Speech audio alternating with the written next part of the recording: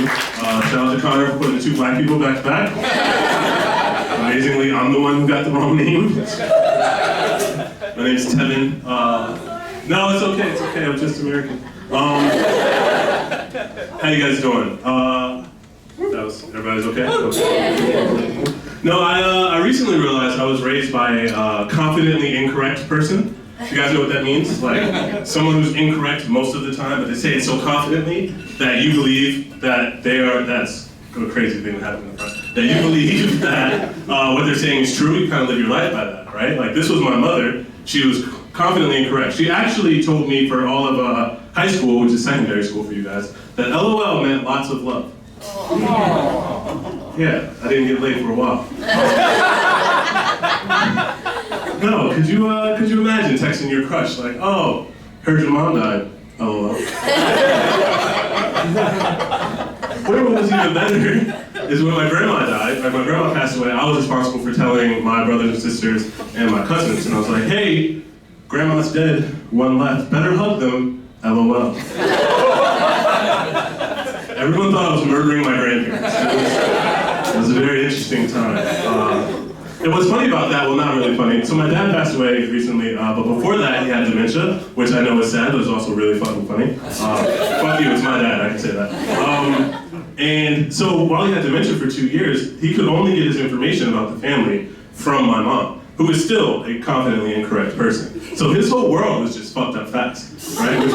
Which was kind of great a little bit, right? Because it took the pressure off of things. But sometimes it went bad. Like one time he called me, I was a speaker, I was riding with my girlfriend, or ex-girlfriend at the time, and he's like, hey son, are you still bisexual?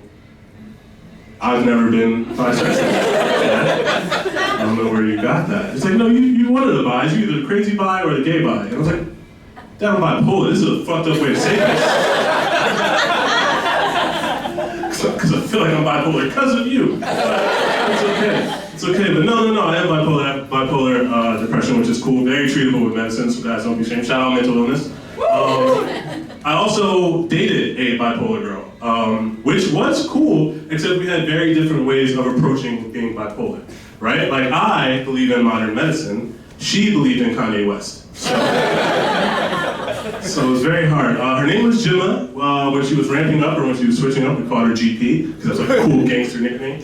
And it was really fun. It was really fun dating her. And she taught me a lot of things about my condition, right? I knew you could go from happy to sad, from like depressed to really energetic in a snap. I know you're hot and cold. Sometimes you ramp up and have very particular rants about stupid things that don't matter. What I didn't know was you could go from straight to lesbian, which she did, while we were together. So yeah, that was a little thank you for that was good. But, no, it was a little, and she told me at the worst time too. She told me at the worst time. We had just gone on holiday, right? And we went on holiday in South America. Now, I don't know if you know this, but there's a bug in South America that if it bites you, you can actually become paralyzed for a couple of weeks. And she actually got bit by this on the way back, right? So I'm doing everything. I'm taking care of her. I'm fucking wiping her ass. I'm taking her in the shower. I'm doing all this stuff. She's got a little wheelchair. I'm pushing her around. And let me tell you, you don't know how much you care about someone until you have to take care of them like that. And what I learned was, I didn't care about this girl at all. Like, it was not fun. This shit was annoying. But we're doing all this stuff, and then we're in bed, and she tells me, she's like, hey, I think I like girls. And I'm like, you couldn't have had that thought before I wiped your ass. That feels a little crazy. And she's like, no, it just is what it is. And I'm like, okay, cool. If that's what it is, I need to have it think. So I take the wheelchair, I put it on the other side of the flat, and I just sit in it, right?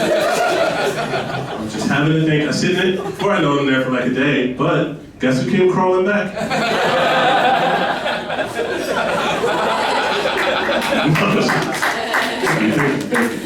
No, she's nice. She's good, and I don't abuse handicapped people. She was temporarily handicapped. I think that is a very big distinction. No, but she was cool. But obviously after that, right? So it is what it is. We have to break up. But the worst part about breakups, the worst part about heartaches, it's not that she was a lesbian because, you know, it wasn't me, that points for me. But on the other side, it was devastating because I had to tell my parents. So my mom texted me, she's like, hey, is Jenna coming home for Christmas? And I'm like, no. And then she's like, okay, is GP? And I'm also, and I'm like, no mom, Gemma likes girls now, we broke up. And my mom is like, what my mom does is, she doesn't like secrets. So she starts a group chat with me, my dad, Gemma, and her. And this is right before my dad passed away, so these are the last texts I actually have with my dad. I'll show you on the phone after, if you guys want verification. She texts that group chat, and she says, Tevin's ex-girlfriend, Gemma, now lesbian, LOL. And my dad goes, oh, who's Gemma? And then, I love how the crowd changes on that. And then my mom goes, Tevin's ex-girlfriend. And this is the time where your dad can give you that last piece of wisdom. You know, like he's waiting for that moment to be like, this is how you go live life, this is what will make you feel better, this is what I'm gonna do for you. And the last text I have from my dad, which is amazing, he says, oh, who's Tevin? Thank you guys, that's my time.